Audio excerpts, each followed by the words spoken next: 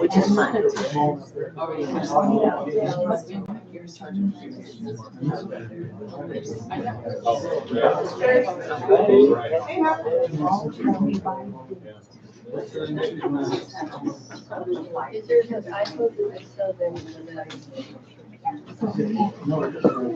Please, it's just a phone, just give me a call and text. It doesn't matter. Oh, no, I have an iPad. She makes me do that. I know some of the band members in cholesterol. I always say that, I'm like, once he gets rid of this phone, I'm gonna take it. Oh.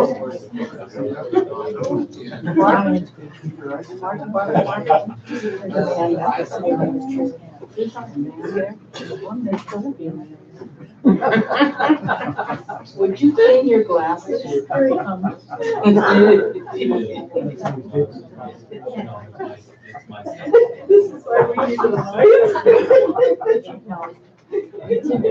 Do we need any more servers?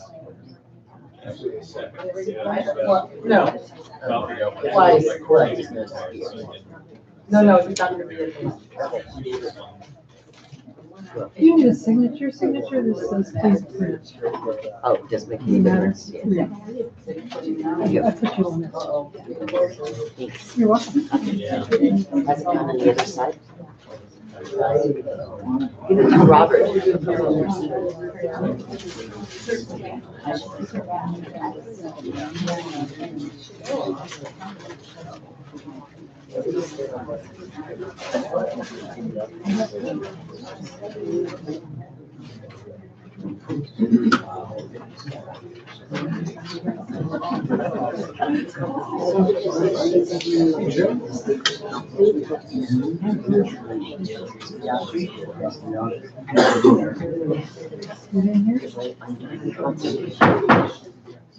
Call to order the meeting of the Ware City Council on Tuesday, March 19th. Tracy, do we have a roll call? Sure, Councilmember Anderson. Here. Councilmember Lauren. Here. Councilmember New. Here. Mayor Pro Tem Cowan Here. and Mayor Bianchi. Here. Thank you. You all rise. Lisa Becker, would you mind leading us in the pledge of allegiance? Pledge allegiance to the flag of the United States of America and to the republic for which it stands, one nation, under God, indivisible, with liberty and justice for all. Thank you. Okay, we'll call for approval of the agenda. Move approval. Motion and a second. All in favor, say aye. Aye. Opposed? None? Pass unanimously. Next, we have council and staff comments. Councilmember Lauren. Thank you. Mayor Bianchi. Thursday, March 7th, I participated in a rural working group call.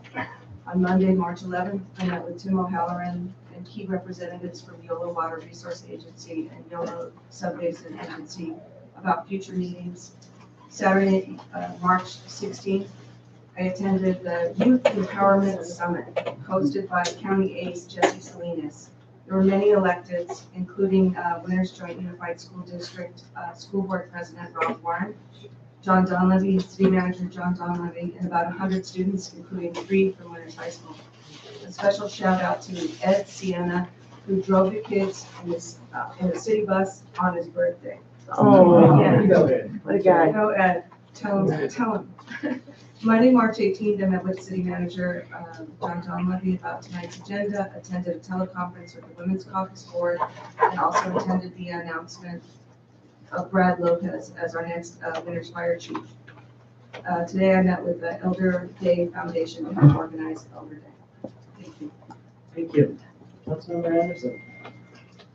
Thank you, Mayor. First, on Friday, March 8th, I attended the Winners Fire annual fish fry fundraiser.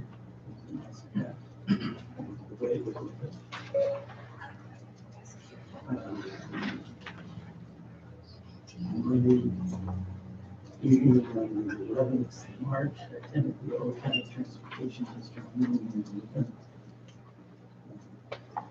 At the board meeting. And Monday, Wednesday, March 13th, attended the Fair Quality National District board meeting and one meeting. And there was an interesting demonstration put on by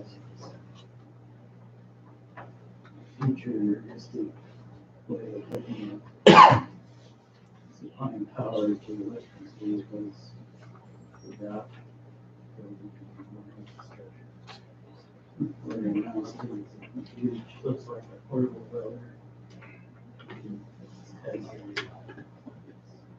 I forget it's a supercharged, well-made battery.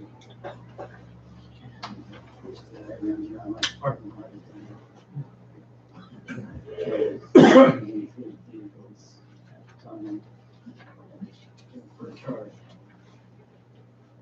Anyway, not exactly total recall, but something like that. Yeah, fascinating. The rule in San Francisco is utilizing virtual to provide a better environment, city and the clothes. And then going to use them in the Tokyo Olympics. Cut down on the smog.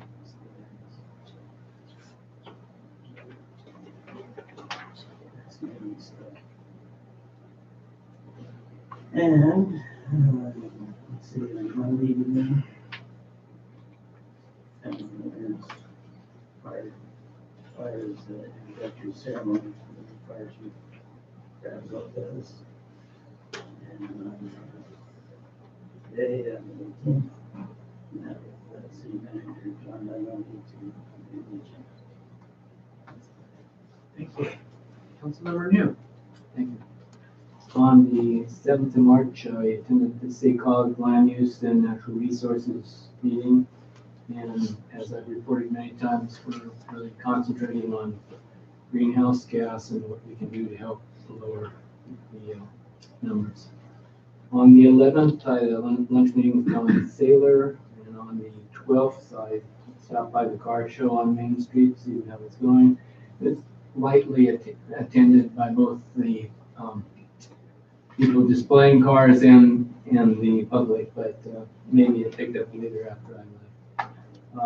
After that, let's see, on the 14th, I had a meeting in LAFCO, and on the 18th, I met with John Dunleavy. We discussed the budget and a few other items that are going on around the city.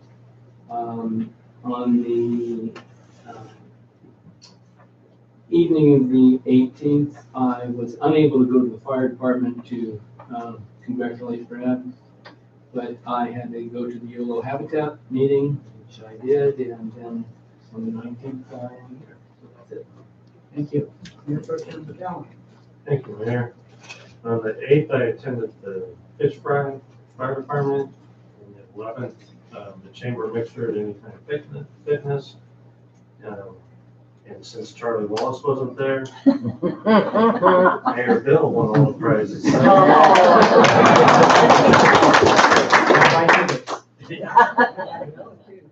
the 12th, I attended the car show. And on the 14th, I met with the mayor and the city manager. And on the 18th, I met with the city manager to review tonight's agenda. And I also attended the announcement of Brad Lopez as our new fire chief. That's all I have. Thank you. On the 7th, I attended the YOLO Hospice fundraiser dinner that they have at the Buckhorn. On the 8th, I met with Jerry Loudon in the morning to talk about the forming a commission on aging, which I have a feeling we're going to hear some more about tonight. I have a lot of forms that were turned in here. Also on the 8th, I attended the chamber board meeting. And then the evening of the 8th, I attended the fire department fish fry. Great job. A lot of people there. They raised a lot of money. The winners' kids for toys for the holidays. On the 11th, I attended the chamber mixer at Anytime Fitness. On the 12th, I attended the city school district 2x2 meeting. On the 12th, I also attended the classic car show. 14th, met with city manager and Mayor Pro Tem Callen. The 18th, I met with city manager again for the agenda review.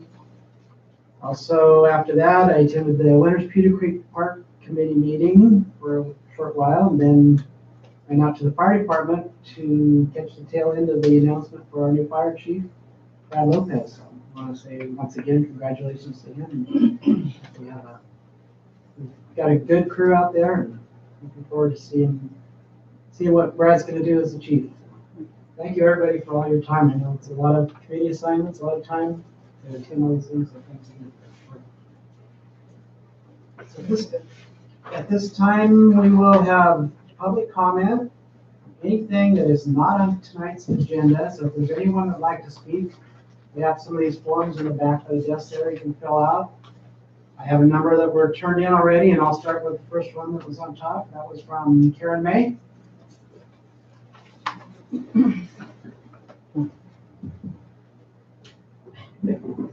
Karen May, 100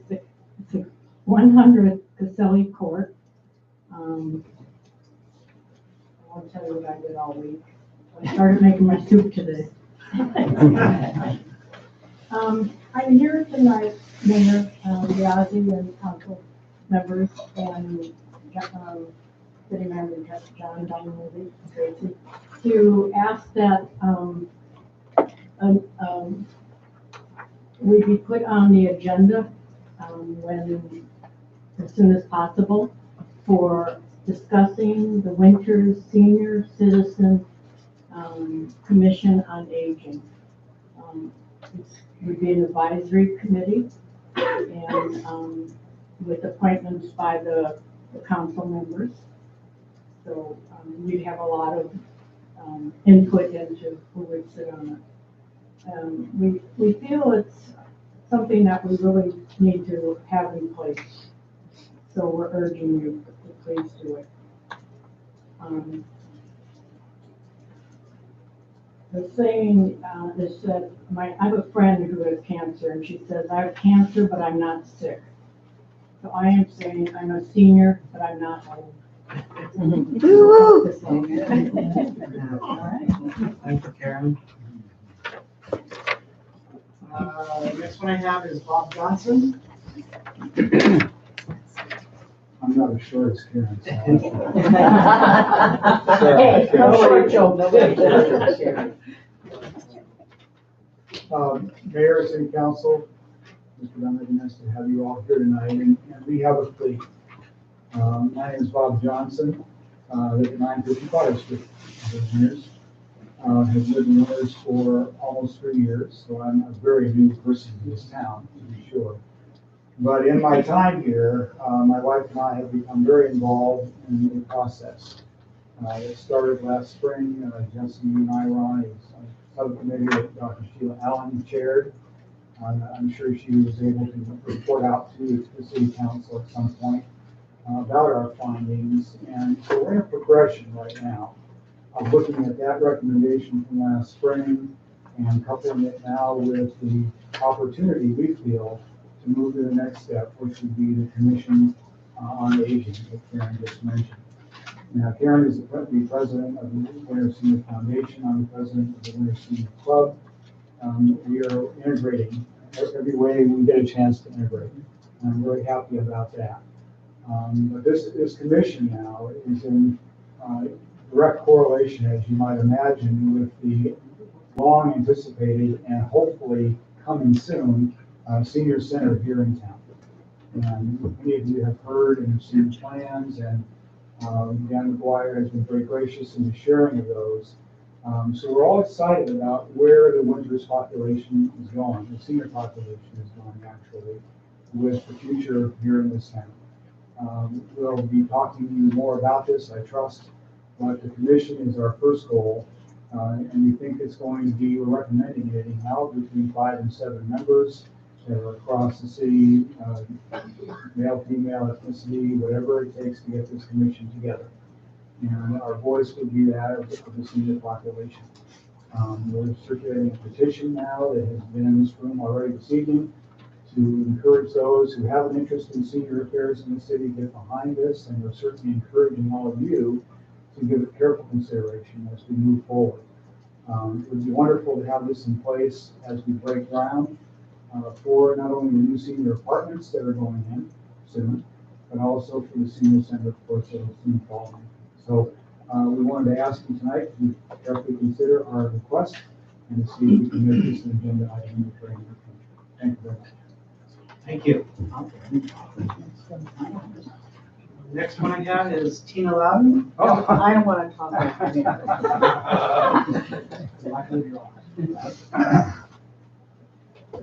Lower that microphone. Don't push her. Thank you. My name is Tina Loudon. I live at 320 Newman Street. Mr. Mayor, City Council members, Sigrid, and John. I believe in the formation of the Winter Senior Citizen Commission would be advantageous to our citywide community. We are getting older, and the demographics regarding Winter's general population that Dr. Sheila Allen presented to you a couple of years ago is an eye-opener. Out of the report, over 4,600 of our population at that time were over the age of 50, of which 50 to 64-year-olds were 43%. 65 to 79-year-olds were 17%. And 4% was 80 years old and up. If we took a snapshot of Winter's demographics today, I am sure everything would shift. I know I've gotten older. Have you? Whatever the name we decide, Commission on Aging or Winter Senior Citizen Commission, this will make, will add to our community. And I like to quote Mr. Wade Cowan. Not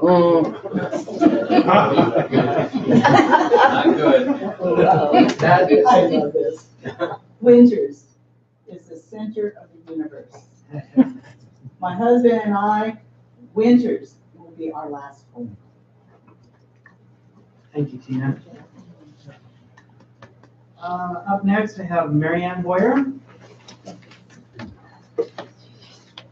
We're saving the best for last.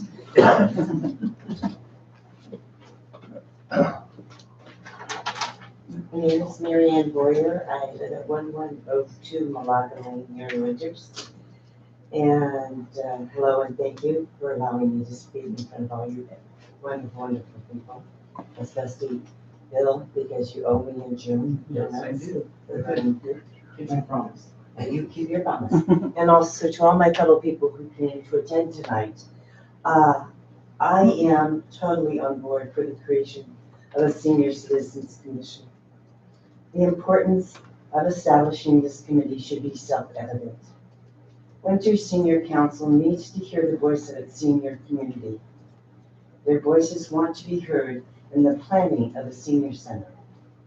You need to also hear from seniors how difficult it is to walk around the town due to bad sidewalks or no sidewalks at all.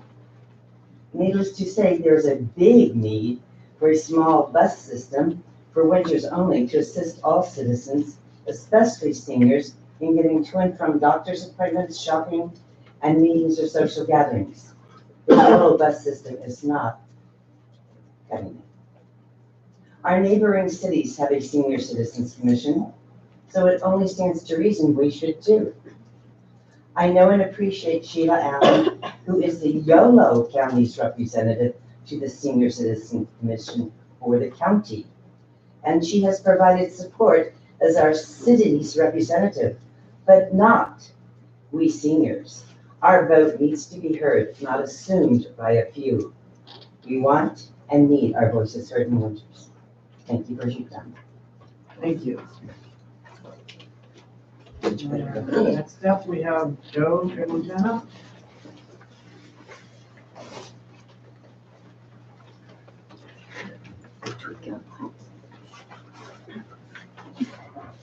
Joe Tremontana, 208 Main Street, Wintersville. I agree with all of them, naturally, but I had something else to say. And this is the good part, okay? I had my misgivings about the 30-minute parking. I said, man, is that gonna work? It is wonderful. You can drive downtown and actually park if you have to go to the bank, if you have to go to the Ace. No matter, there's almost always at least one of those spots open. Never was like that 2 weeks ago or 3, whatever it was. So it was a good thing. And I had my misgivings about it, but it works. You gotta try something like that. Thank you. Thank you, Joe. Is there anyone else in the audience that would like to speak to an item? Oh, Marlene, sorry, I missed you. Forward, please. Oh, no. That's okay. I forgive you for that. I'm Marlene Bell, and I am a senior in the Winters community. I live out on Road 92F, all the way down Peak Creek, but we are part of the Winters community. I am also vice president of the Winters Senior Foundation, and I'd like to thank each of the council members for your work on behalf of the city and this community, and the opportunity to bring the subject of the Commission on the Aging to you. The steering committee, who has taken upon itself to write the first draft to start the conversation on the Commission on the Aging in Winters, is really a proud leadership of the both clubs, the Winters Senior Club and the Winters Senior Foundation. We are working to combine our efforts jointly on the issue of aging in Winters. I'm also heartened by the fact that all of the members of the City Council are part of the illustrious group of seniors. And when You're in the low almost. Oh. Soon that will change. Winters is a wonderful place to live because of your efforts on this council. The recent Healthy Aging Project, conducted by Sheila Allen, made specific recommendations to make Winters an age-friendly community. The data developed by Dr. Allen pushes us past 60% of this population in this category of over 50%. She had a number of recommendations that number one was to establish the Commission on the Aging. We are the only city in Norway County that does not have such a commission.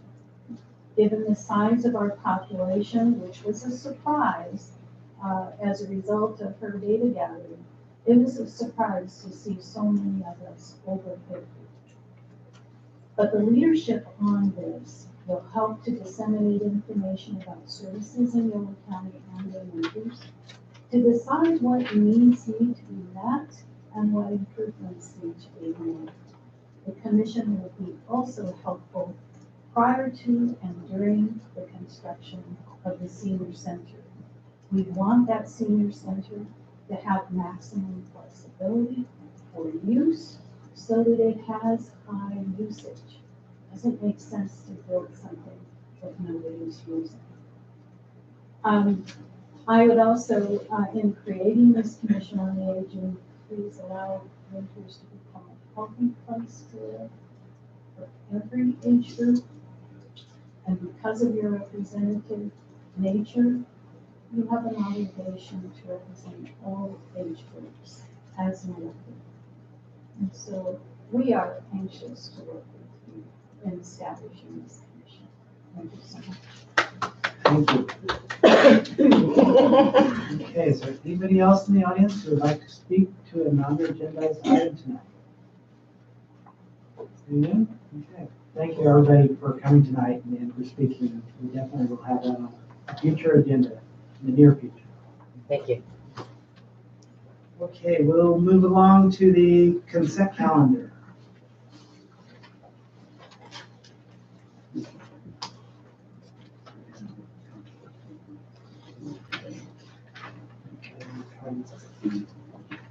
So, Councilmember Anderson has a conflict with items B and D due to the proximity.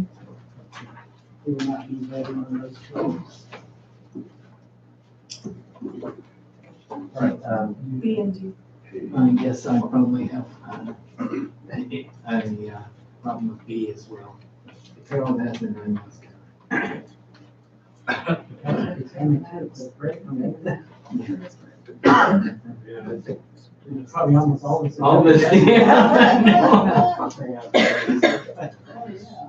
Is that something? Secretly, How many of you are conflicted? if it's for the trade permit, Well, then, out of the four of you, two of you would be straws. So we have a four. Oh, yes.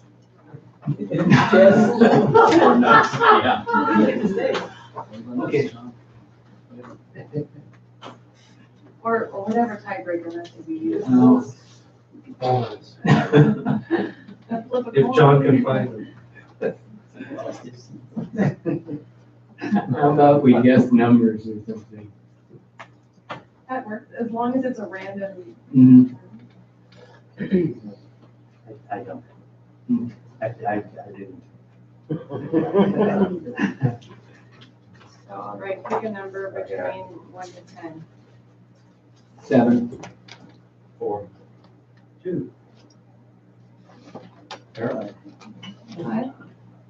Okay, the two closest, it was 6, so 7 and 5 stay, and 4 and 2 are not voting. Not big. Okay, we have that, Tracy. Is that Pierre and Wade aren't voting? No. Who's 4 and 2? You want Who's 4 and 2? Who's 4 and I 2? was 4. Wade, who's 2? We know the mayor. Okay. We just moved to approve. Present Are we the- looking for a motion? We need to No. do it. John Yeah, has no, those saying things. it, you don't wanna hear it. Yeah. do. Yeah, I no, we do. want here. Okay, Mayor and Council, a couple of items. Item A is minutes, minutes of the regular meeting on March 5th. Item B on the consent calendar is the amplified sound permit and the parade permit of the youth day, the 83rd. Item C is the housing element annual progress report. This is submitted to the State Housing and Community Development Department. Also, along with that, we'll include, we submit that and then we submit our required annual report to Legal Services in Northern California and the Yolo County Court regarding the Michelle B. Winters decision. So we'll do that also. Item C is the street closure permit for the monthly car show that I think runs until October. Item B is a amendment to the city's salary schedule. It's the adoption of a resolution. In going through it, we found that we didn't include swim team coaches on the schedule, and just so that everything's kosher, we just need to add those salaries into it. And then finally, item B is a proclamation in support of the 2020 U.S. Census, Butte County, California. That is the consent calendar. Thank you. Any questions on the consent calendar? Move for approval. Motion. We have a motion and a second. Voting with the aforementioned exceptions. All in favor, say aye. Aye. Opposed? None? Passes. Thank you. Up next, we have a presentation. We have two presentations tonight. First one is a potential mural project on city-owned property, Washington, 201 First Street. Good evening, Mayor and council members. We have representatives Valerie Whitworth and Liz Coleman, who are on the board of the Winners Participation Gallery. They'll be joined by Kate Humphreys, the high school art teacher. And leading off is Christopher Muskika, who is a Winners High School student who has a mural project as his capstone project. So we'll start with Christopher, and then the other folks will fill you in on the balance of the project. Thank you.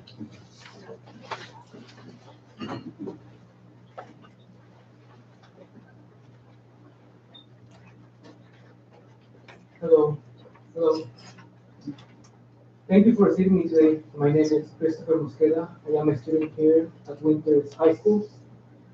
It is an honor to be speaking here with you today, and I was asked to come here today to speak about my experience doing the mural at the site of the Lorenzo Market. And I learned a lot about things because of this project, not only on the process, but also about the history of this amazing city. I'm not from Winters. I've been staying here for maybe 1 or 2 years, but there not much about Winters because I said it was a rural country, and that agriculture was a big thing here. And at first I didn't thought there would be much history to be learned, but I was proven wrong with this project. The first week was an overwhelming gathering of information that I didn't know uh, city, and for the first time I ever went to an archive, and I was surprised by it. There were a lot of books, giant books, a lot of information. I came to learn that this city came to be because of some Mexican landlords that were given to Mr. Winters, who had a ranch in this city. And then it began expanding. And I knew that this city came to be because they were trying to make a railroad through Buckeye. But since Buckeye didn't want it, they created this town to have the train so that they could make trades. Um, it was also during those first days that we began doing research that I met three amazing presentators. They were Gloria Lopez, who told us all about the Spaniards and what they contributed to this amazing country, all about their spices. She also showed me some letters that some had. She showed me a book that she wrote about the stories of these people and people who are now trying to reconnect with their Spaniard heritage. We also learned from Woody Friday about all of our amazing Wingfield tribes and all about their baskets and their history. And we also learned from Tom Chris about all of Buckeye. And they also showed us a bunch of amazing pictures. And I learned also a lot about the ways of doing a mural from the muralists that helped us do this project. I learned about the underpainting that they do, that they will paint something, a specific color to give it some sort of vibe. For example, we will paint a part of the mural, we will paint first, like maybe Venetian red or maybe Sienna red to give it some sort of like warm feeling to it. And then we will paint it the color that it was supposed to be. I also learned that the murals can also be done with grids, which we used to do by using a chalk line, which was like a thing to measure, but it had a line, and then you will like snap it, and then they can show the line, which was something I didn't know. I also learned that we use some material, I don't remember the name, it was some strange name that I can't remember. But they would put it on the paint so that when it was really warm outside, the paint wouldn't get dry. And so that helped us a lot. This project also learned me that the importance of teamwork when it comes to art, because this project was an overwhelming thing, and I don't think I would have been able to do this by myself. It was overwhelming, it was hard, sometimes you were done with it, and luckily you had people to have your back, and you could take breaks and then come back to do the task. And you also have to switch between people, doing work, talking to other people, meeting new artists. And one thing that I also took this as an artist is the ability to work with other people. This time it's not just what I want, not what I want to do. It's what this community wanted, what the client wanted, and I had to work with it. We had to work with it, and that was something really new for me as an artist. There was also another person who was going to come here to speak with me as well. He was a student named Martin, but she wasn't able to be here. So I also like to share her experience with you, if I may. She told us that she was really excited to learn about the Japanese culture that we have in Winters. And she also told us that it was an amazing thing that she learned that she was less shy being with other artists than she was in school. And that was something that she really took with this project. Another thing that I learned was that these cities that will seem like they're small, they can still surprise you with a lot of big things. And I like to end my presentation telling something that Austin told me that stayed with me. He told me that this project shows that even a small city like Winters can accomplish big things like this mural. And I also believe that this mural is a spark of creativity and talent that shows what Winters is really about. Thank you. Thank you. We appreciate all your research on that.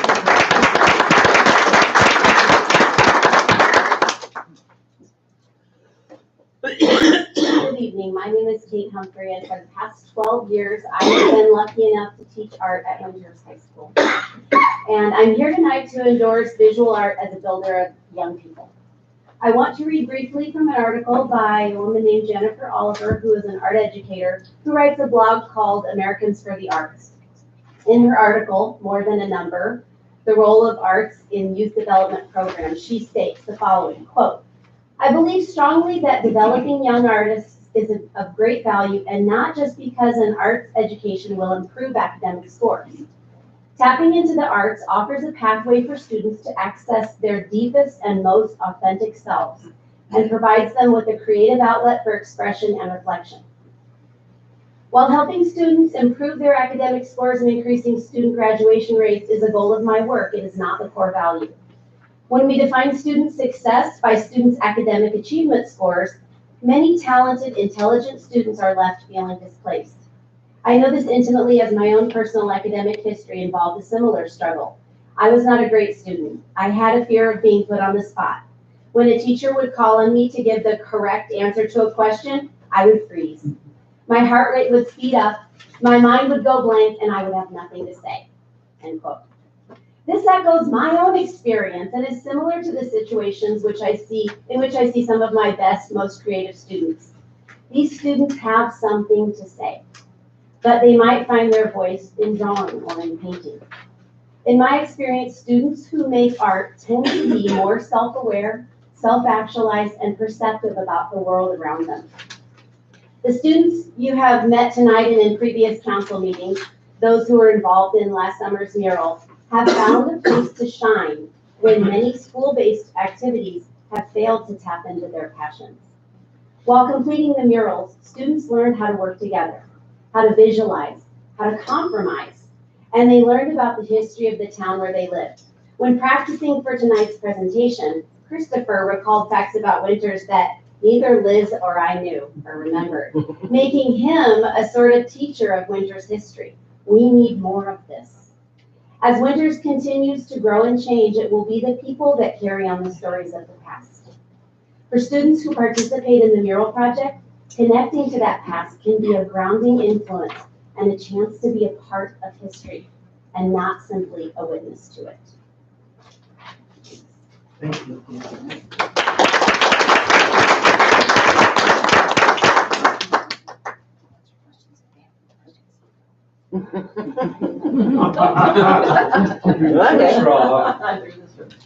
Valerie Whitworth. And what I want to emphasize also, and it may not be well known, is that art actually improves the economy. And there's money to be had if we support the arts. Lakeport received a Rural Arts Initiative grant from the NEA to develop its tourist industry because it had a strong artistic ground.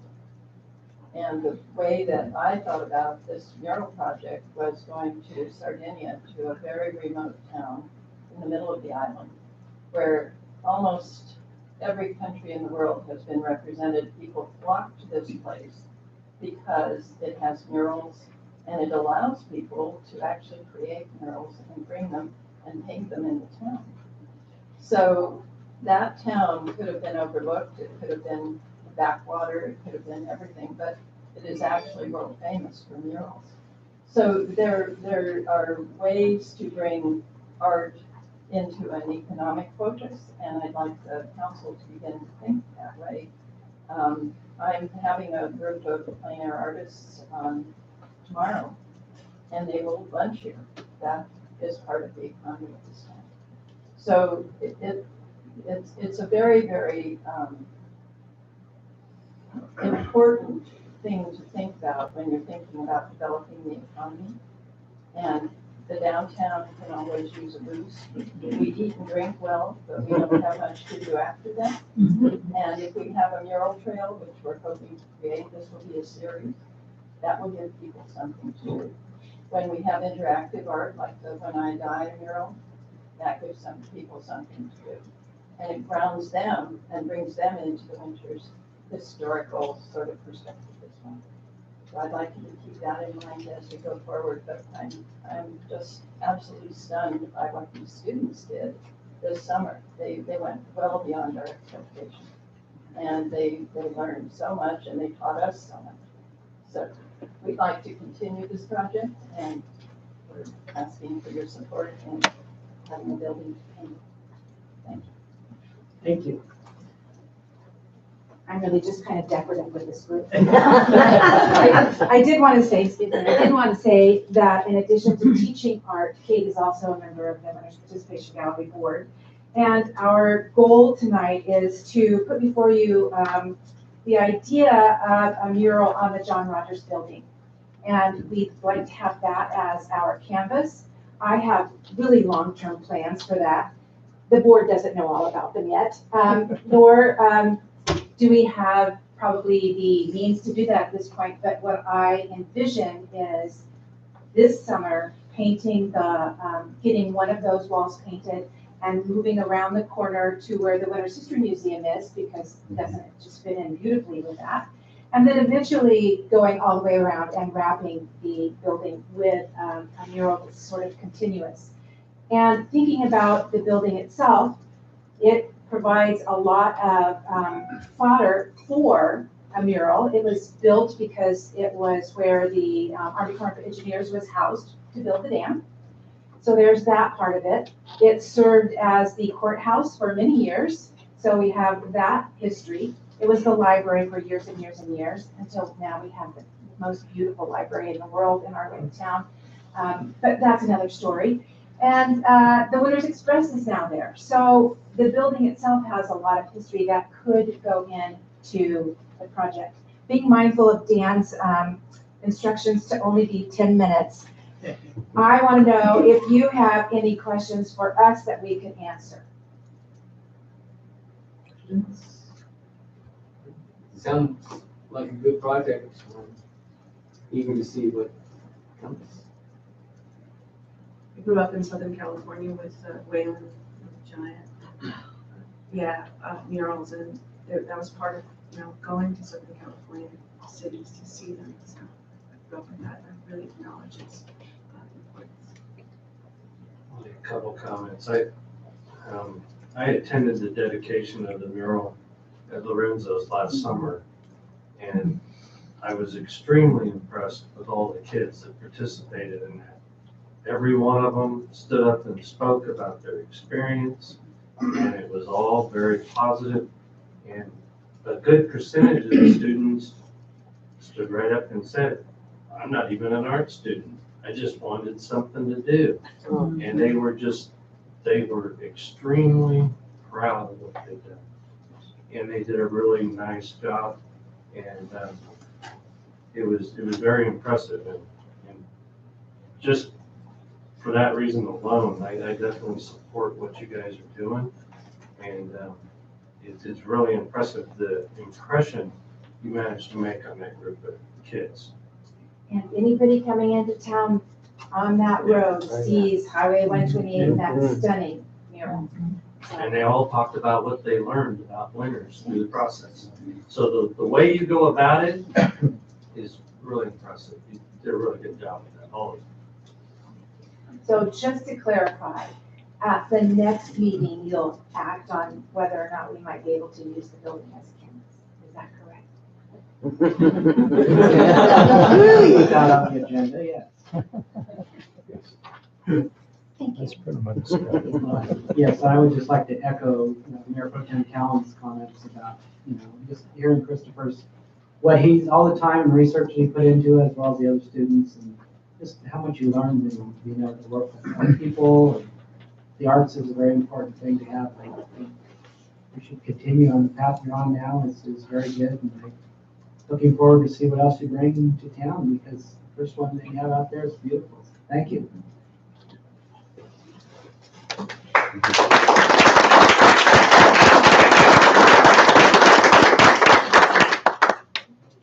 Okay, we have another presentation tonight, which is the Women of Persistence Award by the Women's Caucus of the State of Sibley in honor of Women's History Month. Councilmember Lauren will be I Mrs. will. Dina? I just have a few things to say first before I come down there. For the second year, the Women's Caucus of the League of California Cities honors women who have shaped their local communities through their tireless commitment. Last year, we honored Gwen Pisani, who's in the back. She continues to serve the Winners community. Can you just stand for a second, please? She continues to serve the Winners community and our four-legged friends. And tonight, in Yolo County, we honor Lisa A. Baker, Chief Executive Officer of Yolo Housing Authority, who has been selected as my honoree for her tireless efforts to help families and at-risk individuals find housing and resources. Lisa, can you please come up?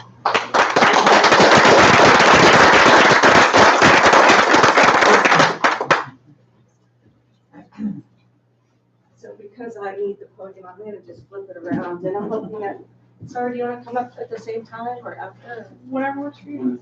Come on up. Yeah, because, I want to stand behind it. I want you to just come up. Let me get all this stuff here. Yeah, there's all kinds of stuff. Oh my gosh. I know, we have a lot of stuff. Come on up. Okay. Use it. Well, this is for you. I didn't unwrap it, but. It's like housing, you have to build it. You have to construct that. All right. Lisa is a tireless advocate for housing, a great collaborator, and she understands the labyrinthian nuances of federal, state, and county housing. She has authored and co-authored at least 14 articles in the field of housing and urban development. She serves on numerous task forces, including Housing and Urban Development. I'm using the word numerous here because the acronyms HUD-DO, NHTI, CHDO, they're just too complex for me. Suffice it to say, she works with so many federal and state agencies, one needs a decoder ring to decipher all the acronyms. She and her agency have received awards from the City of Davis, National Association of Housing and Redevelopment, Cool Davis, League of California Cities, the Department of Housing and Urban Development, and I will just say for that PUD in 2011, 2012, 2013, 2014, 2015, 2016, and 2017, and in 2018, and also many separate awards within those agencies. Along with being Yolo County Housing CEO since 2006 and overseeing approximately 3,000 units, she also serves the National Association of Housing and Redevelopment. She's a California Association of Housing Authority member and their past president. She's a member of Fannie Mae, California Coalition of Rural Housing, YOLO Transport District, and of course, Cool Davis. I'm almost done, but not quite. It's pretty amazing. I'm condensing 3 pages. For YOLO Housing Authority, she provides staffing for the 10-year plan to end homelessness. She's worked tirelessly to address homelessness in the county. She works with grants, grant services, grants management. It is magic. And it is magic. Homes, CDBG, HUD, Housing First. She served as technical advisor to the City of Winners on affordable housing issues and on the Affordable Housing Steering Committee and very closely with our own Dan Dwyer. And she's on our planning commission. And she's on the planning commission. So I was just getting to that, but here's the most important part. Is anyone surprised that she is on the winning team of the Winters Woofle Quiz Show? Fabulous Fibonacci's. And that's for 2 years in a row. She also, volunteers her time for everything in Winters. And personally, I can tell you that much of her family, they nickname her Google because she knows so much. But I have a special name for her because of her compassion, her knowledge, and her kindness. I call her the Dalai Lama of housing. So, to the Dalai Lama of housing, first, this is from Don Saylor's office. He's in DC tonight, so he couldn't be here. And, this is Basically, whereas women play critical economic, cultural, and social roles in our lives, representing every race, class, and ethnic background, and have made historic contributions to the growth and strength of our communities. And whereas the League of California Cities Women Caucus wishes to recognize and acknowledge women in the great state of California for their confident and continued persistence in leadership, thinking outside one's self while encouraging others and overcoming obstacles.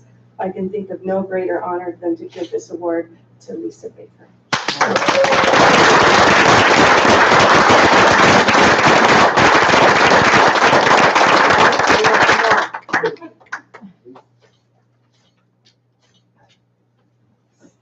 Go ahead, Mom. Next slide. Hi, everyone. We also have a certificate from Assemblymember Cecilia Aguilar Curry and from Senator Bill Dodd. Lisa, we are so thankful for everything you do for this county and for us and sharing your wisdom with us. So congratulations.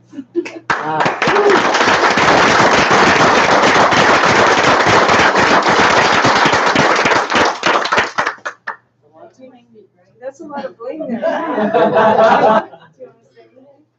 So I will have to say that for the only time in my life I have been reduced to speechlessness. We were here. Thank you very much.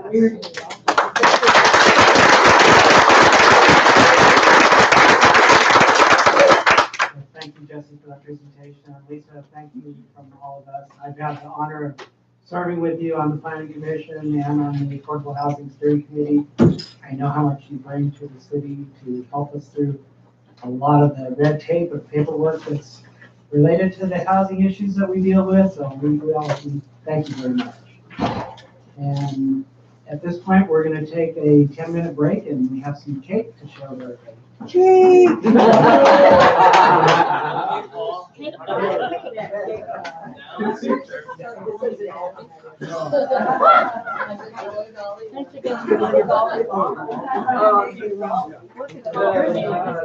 Well, I think it was her name.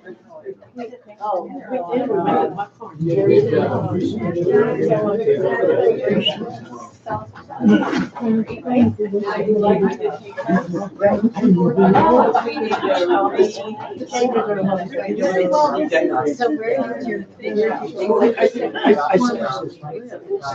not so much. It's cute though. Okay? Yeah, you gotta embrace it. I am. I'm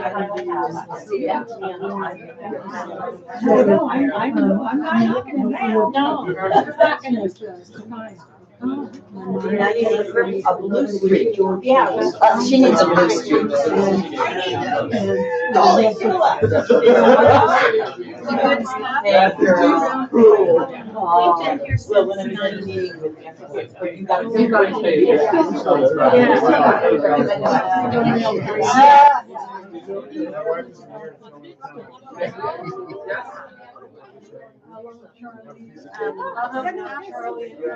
Thursday? Well, whatever you want, I'll be there before. You and I now. I'm Miriam. Lovable secretary. Yeah. You're the lovable secretary. Yes. Nobody should be in trouble.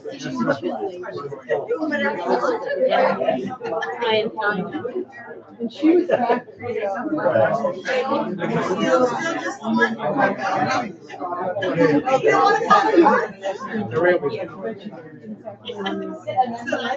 I'll bring more sheets. Get out of here.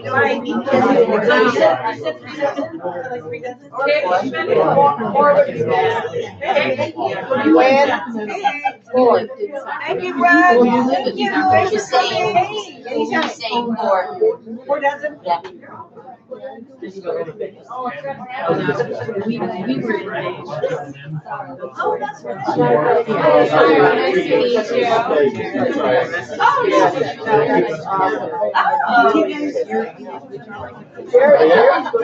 I know. I didn't know that. I've been gone like 11 years. What are you talking to him about? Let me do this. Right now, this is it. Yeah, no, I realize that. Yeah. I need to. This is my husband. I'm Bob. This is Tony and yeah. Where'd you get this? I have here.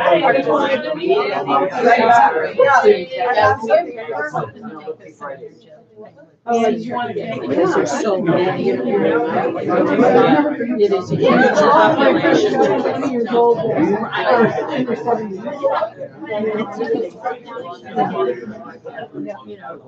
really want to see the senior community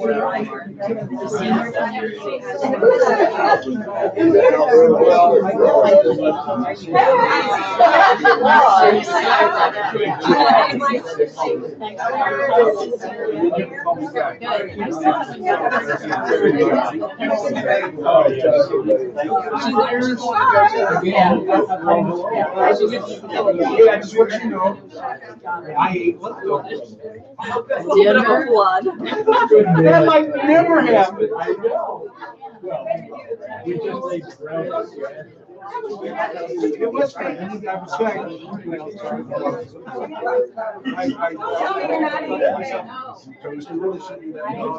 was I need to check with you guys to see if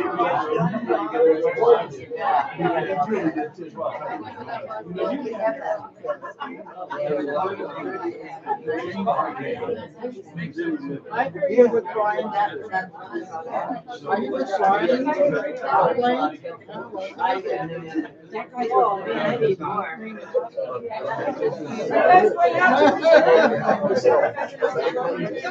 I didn't know they called it so.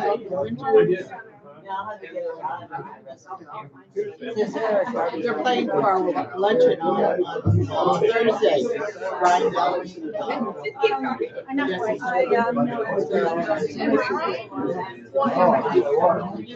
Are you a musician too? I got all that at my house.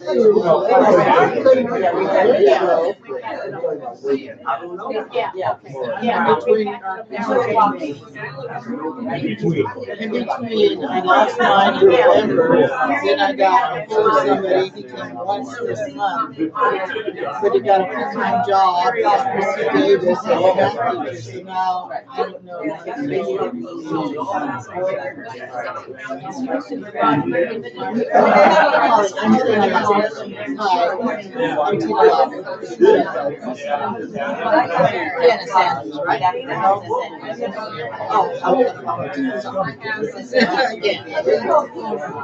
Okay. Is this your first time at the?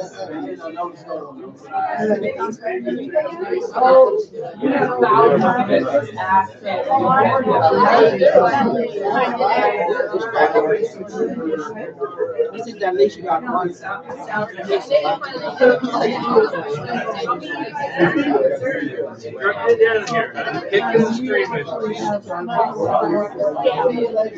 you later, gorgeous. Right there. I like yours better.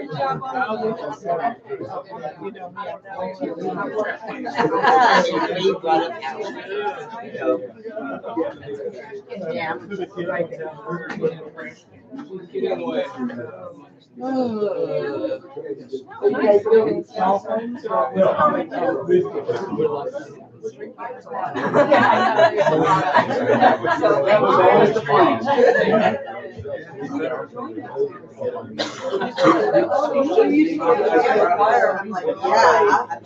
Always like that. Yeah. I knew it was been here 5 years. So we moved. Oh, wow. No, but I've been.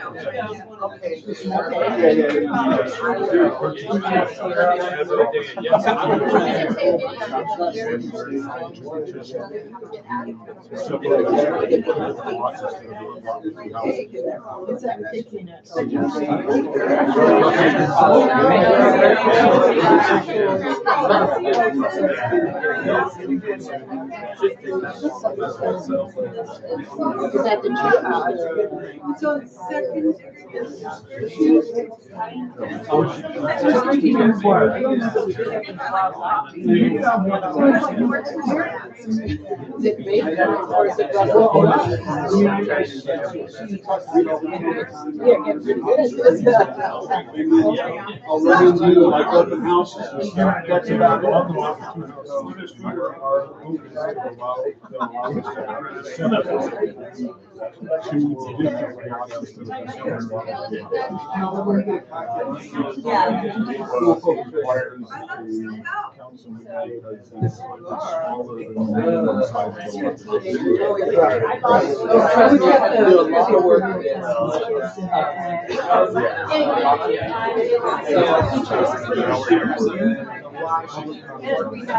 She like does half the work and she gets the jumbo and the rest of the work. A lot of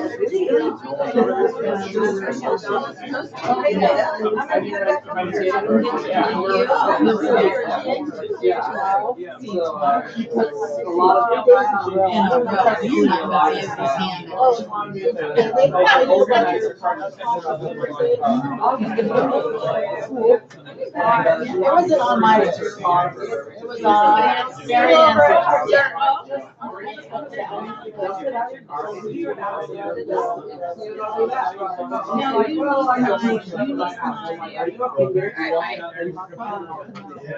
and she's like, yeah, I'm kind of I'm thinking if I need that, why don't you just put it in the car? If I need it, I know where it is. Because that's what we're doing over here. Yes, yes.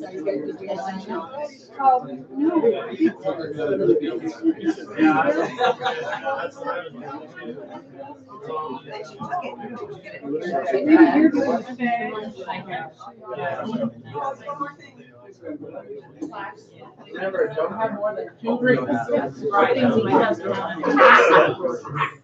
No more than 2. Or maybe 2.5. All right. Janice, Just for a second. Is that blue? I might have been in something else, because I know that I was in my sister-in-law. She's the maid. Yeah. At the community center. Yeah. I'm very good. No, this is part of the Winter Senior Foundation. Oh, okay. And so we have a luncheon once a year. No, I guess, and then we have some meetings that we get together and we talk. What is the senior group? The Senior Foundation, we advocate and we instruct and we help whatever way that we could do for seniors. Like one of the things that they have implemented is we also have game day every Thursday. That's really fun. And then we have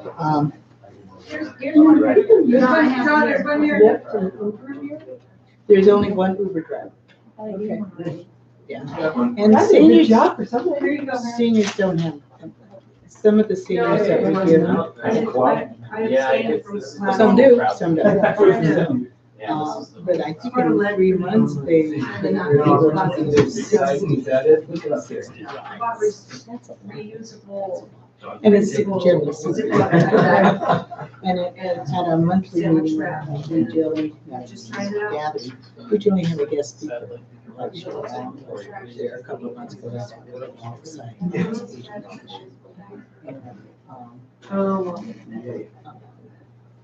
They just have to remember to put it holiday party, you know, we and then there's we the come friends. wax. Yeah, it's really good. I have one I have on this meeting. kind of waxed. So that's, but it makes it stick to myself. I'm not sick. Food sandwich it. Hold it, put it over the fridge. Yes. Mm. No, no. It's doing it fast. Wow. Here's nice. Yeah. Still early. Okay. 7:30. Yeah. As soon as John gets back, we'll. Where is he? I'll go get him.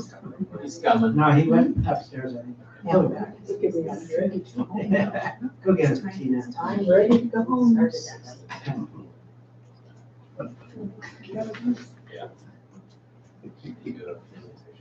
There he is.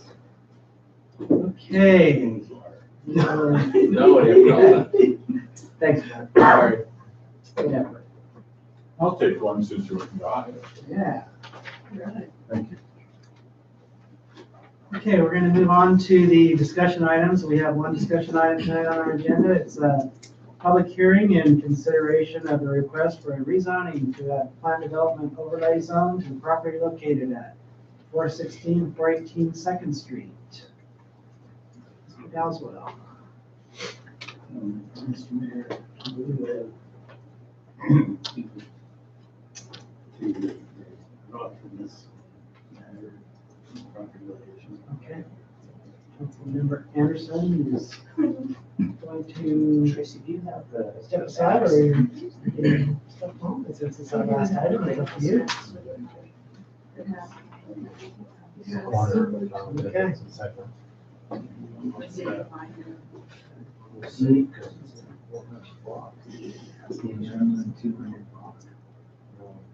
Yeah, there's Chip here too. That's my circle.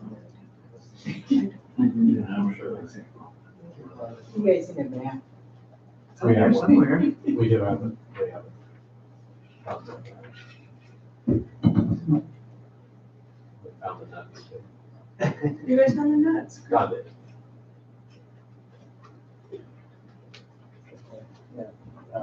That Councilmember Harold Larson. Up here is okay. Member Kent, I'm sorry, Councilmember. That's You're okay. You're fine. Okay. You have to stay. Look at you.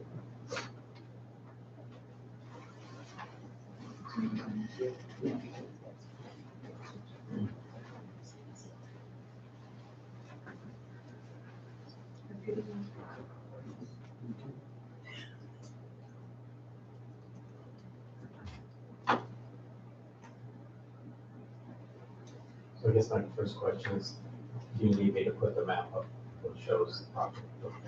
We do have application like this. Not unless the people at home want to see it. They can call it.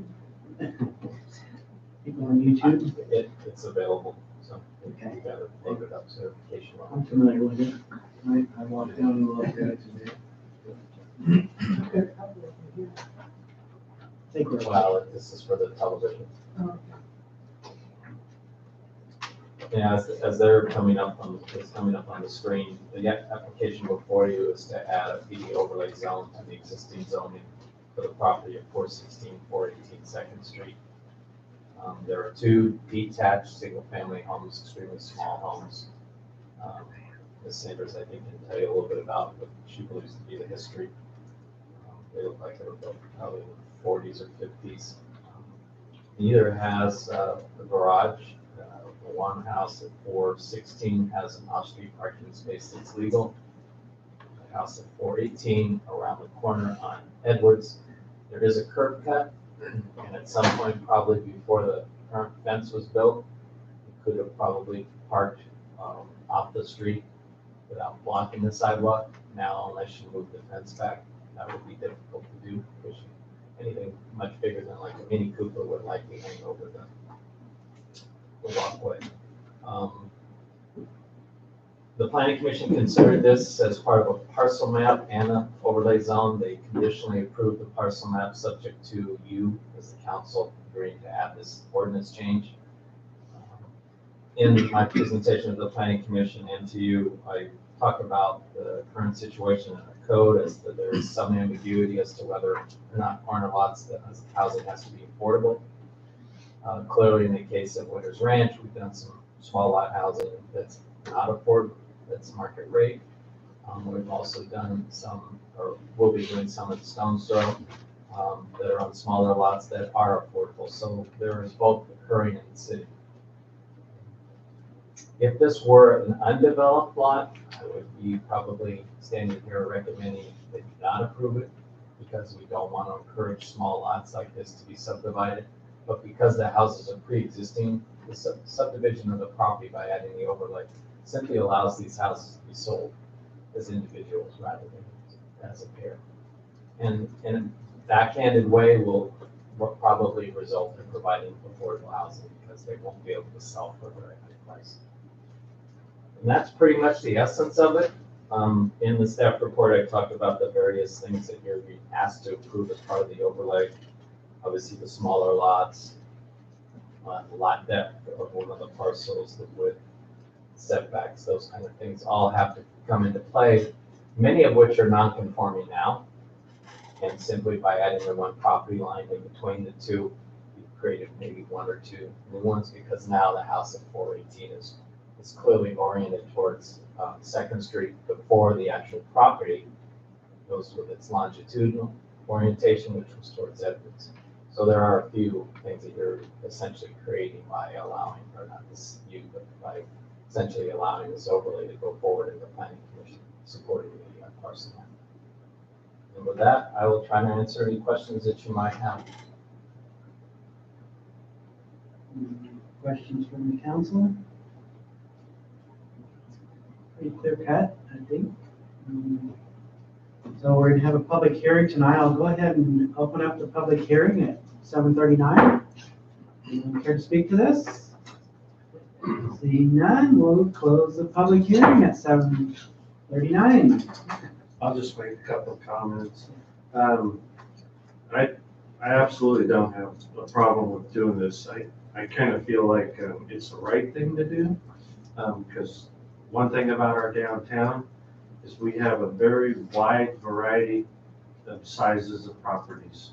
You have some very small parcels like what we're talking about here, and from that all the way up to an acre or more, right in the core area. And I think it's very appropriate to sell these as two individual houses, like you pointed out. It'd be less expensive than having to buy two houses at one time.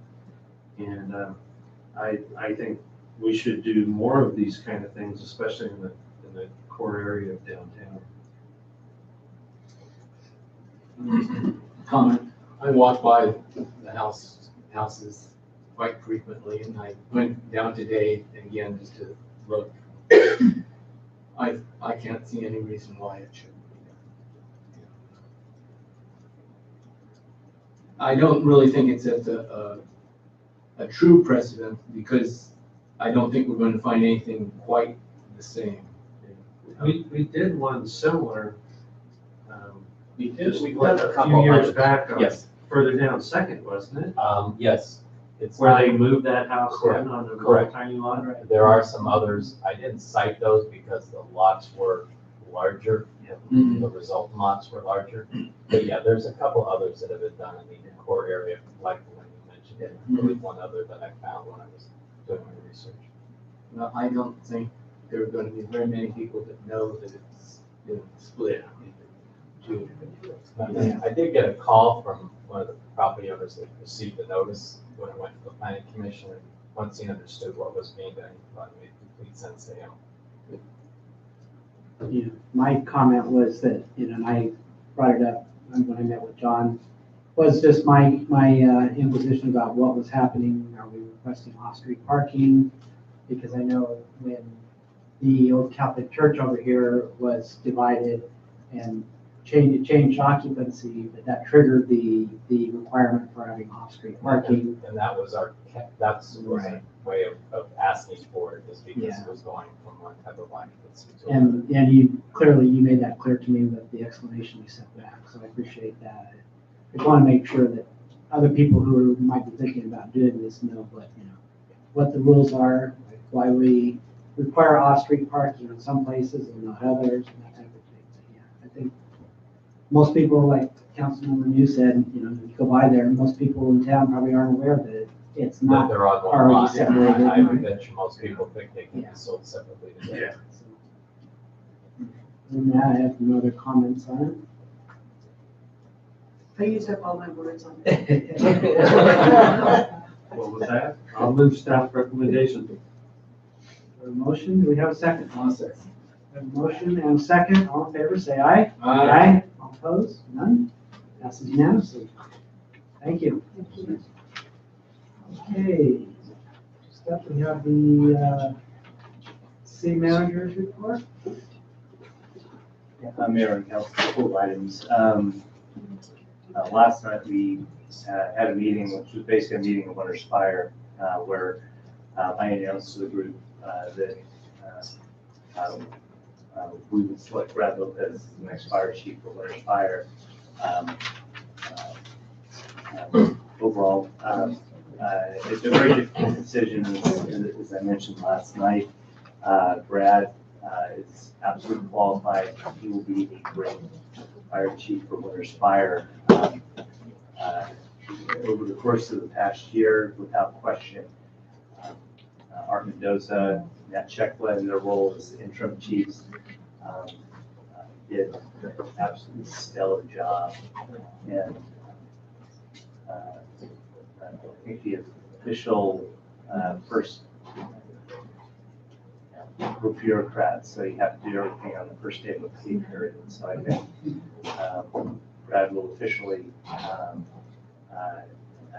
take over as fire chief on March 25th, which is Monday. But, Not an April Fool's. no. But what we're going to probably do is schedule an official swearing in. As with everything public safety, there's a little bit of common circumstance that goes in. Winter's Fire does have tradition, and we will honor that. Working with Brad, we have one living former chief, which is Dave Kidder, and it was nice to have Dave there last night. So. Just a real quickie with the council, workload's pretty heavy. I will just share with you that personally my plate just is boiling over. So getting back to scheduling some of the strategic planning things, just catching up. There are things that realizes the staff begins assuming various things. I've got a piece of absolutely everybody, so it's a very heavy workload right now. I've got certain things that are actually my job that I have to do. So I know that there's a lot of people that are pressing on getting back to the workshops, and honestly, I haven't even had the moment to be able to sit and look at a calendar, let alone figure out how to do a Google poll or whatever those things are to try and get everybody. The reality is that there's a lot of folks that are busy out there on various things. So trying to just position and catch up. The next couple of things that we would bring forward. One will be the report from the Economic Development Committee, and after the meeting tonight, I plan on working tonight to get through the draft on that thing, but we will schedule that and get it. We will get something scheduled for that, especially. We'll have to figure out how to it'll be important to get the planning commission there at the meeting because the whole report really covers a litany of critical issues. And you know what, sometimes it's easier just to say things one time. So we're going to start working on that. So far, just a quick parking report. We do have all the signage up, and my expectation is that probably within the next 2 weeks, we are going to, for the most part, probably going out. We aren't going to write citations, but we'll probably whip out the stock or a chalk stick and give everybody Our presence be known. yeah. You know, we may have a chalk stick, but we aren't going to put the stick on anybody. Here in town, I think, you know, kind of wading into the pool is the best way to do it. We would do that with absolutely everybody.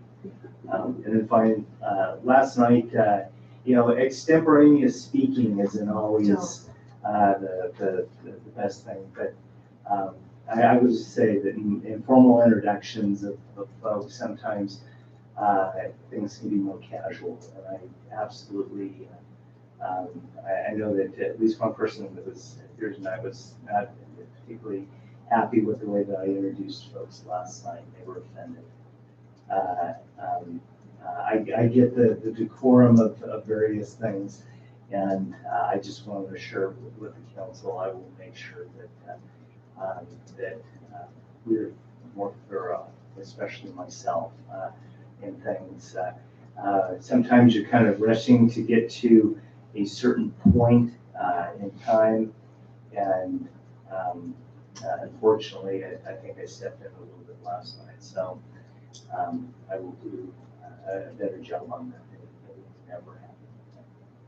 I guarantee that. So anyway, that's my report.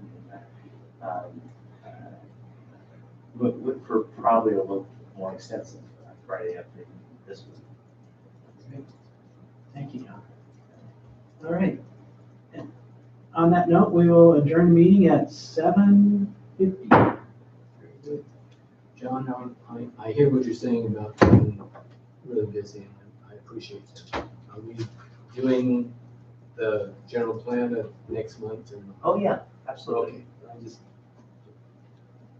checking it out. You know, I remember Not to add to your list. my life is one big buffet table. Not to add to your list, we better get this senior commission on. Yeah. You're outnumbered. It should be pretty easy just to give them permission to do it. You should put that together. But it sounds like they've already got it put I together. know. It's an item and, No. Maybe Sarah could give us some direction on how to put this whole thing together. I don't know. Yeah, To absolutely. formally approve it or whatever. Leave us we guys gotta one do. with